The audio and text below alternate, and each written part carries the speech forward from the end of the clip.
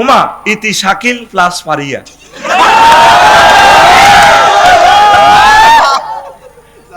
শাকিল্লা আল্লাহ তোরা হেদায়েত করক রে। হয়তো দেই ন এত লাভ সিট ন দিছে সিটিং তো ওই এন্তি শাকিল লাগে উনিল। আসসালামু আলাইকুম হুজুর। ওয়ালাইকুম আসসালাম। I love you. I also I love you. আমি আল্লাহর জন্য আপনাকে ভালোবাসি। বিষয় আমি একটা মেয়েকে পছন্দ করি, সেও আমাকে পছন্দ করে, কিন্তু তার বাবা লাল পাসপোর্ট ছাড়া বিয়ে দিবে না। লাল পাসপোর্ট মানে হে দেশের নাগরিকত্ব কেন।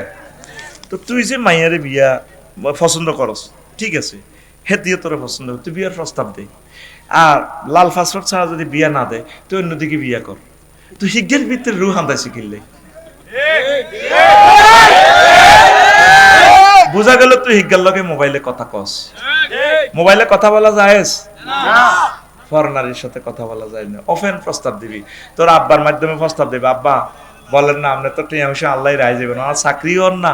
আব্বাও আব্বাকে তো বিয়ে করার না। আব্বা তুই তোর আব্বারে ধরবি, বুড়িগারে সিস্টেম করে রাজি করা লাগবি, কাজ কাম করবি, বুড়িগা করাইবি। আর প্রতিটি বুড়িগাও খারাপ, হাতে বহুত নষ্ট। হাতে কোন 30-এর আগে আমার ফ্যামিলিতে বিয়ে আসেনি।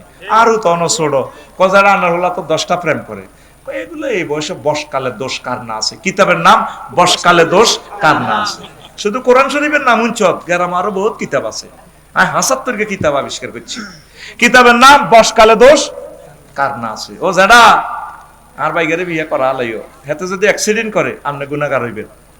এই জন্য নবীজি বলছে তোমাদের বালেক নারী পুরুষকে দ্রুত বিয়ে করাও। 3টা কাজে দেরি করিও না। কোনটা কোনটা? আর সলা তুই যে উকিতাত, নামাজের সময় যখন হবে দেরি না, নামাজ পড়িয়ে নেবে। আর কিতা ওয়াল আইয়ে মহিজা বালাগাত, হোলা মাইয়া বিয়ে দেরি হইলে কি করবা? বিয়ে করা লাগবে। বিল্ডিং কাল্লাই করো, হোলা যদি জিনা করে অ্যাকাউন্টে গুণা তোমার রইব। খায় জাহাঙ্গীর শেষাকে বা আলমগীর, তো লাভ হইব কিতা? মাল খাইছে জাহাঙ্গীরে শেষাকে বা আলমগীরি। আপনি দ্রুত ছেলে মেয়েরে বিয়ে শাদী করাইবেন। তবে তোরাও আল্লাহর ওয়াস্তে এই আল্লাহর দিকে চাই, তোরাও কাজ কাম কর, পড়ালেখা কর। তো করে মানুষের মতো লাগে না যুবকের করে, বুঝতি? নামাজ কালমা পড়বি, একামতে দিনের কাজ করবি, কোরআনের অতন্দ্র প্রহরী হইবি। আচ্ছা, তো এইটাই কথা। উমা ইতি শাকিল প্লাস ফারিয়া।